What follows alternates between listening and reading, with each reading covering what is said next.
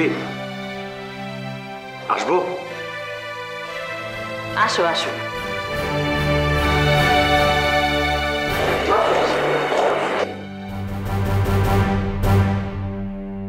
কি হয়েছে কি?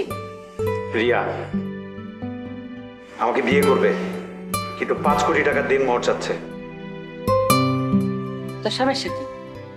কি অদ্ভুত কথাবার্তা! এই যে দিনমোহর, এগুলো তো বাসর ঘরে ওই যে রাতের বেলায় তো ওগুলো শোধ করে দিতে হয়, এটাই নিয়ম। আজকালকার যুগে কে বাসর ঘরে টাকাটা শোধ করে আমরা বলো?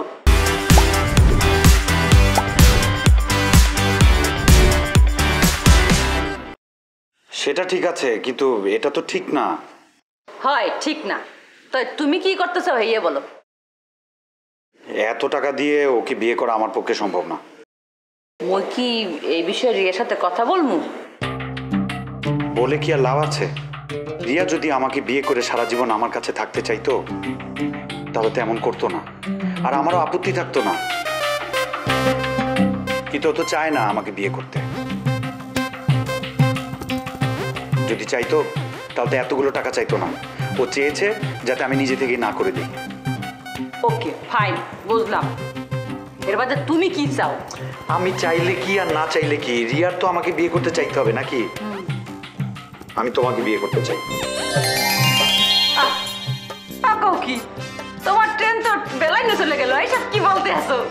তুমি এগুলা কি বলতেছো? আমি কি বলতে আসছি বোঝো না? বরিশালের ভাষা বলতে আসি।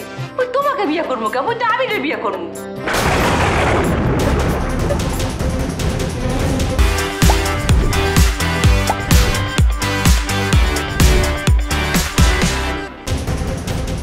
ছবি ছবি ভুল করো না।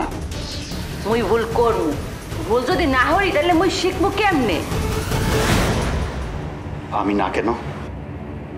একটা গান শুনছিলাম, ড্যাডি বলতো, সুরটা ঠিক মনে পড়তে আছে না? যার নয়নে যারে লাগে ভালো, যার দিলে যার দিল হারালো। বুঝছো নাকি? বাংলায় বুঝায় বলবো। ফালতু কথা রাখো তো। ও সরি, আসলে তুমি ফালতু কথা বলতে আসছি। তোমার আমার কি বিবাহ হইবে? তাহলে এই বিবাহ নিয়ে কথা কেন বলতেছে? এটা ফালতু টপিক, বাদ। ঠিক আছে আমি যাই। আরে রাহুল, মোর কথা এখনো শেষ হয় নাই, কাছে আসো। বলো। তুমি মুকে বিবাহ করে লাভ হইবে না। মানে?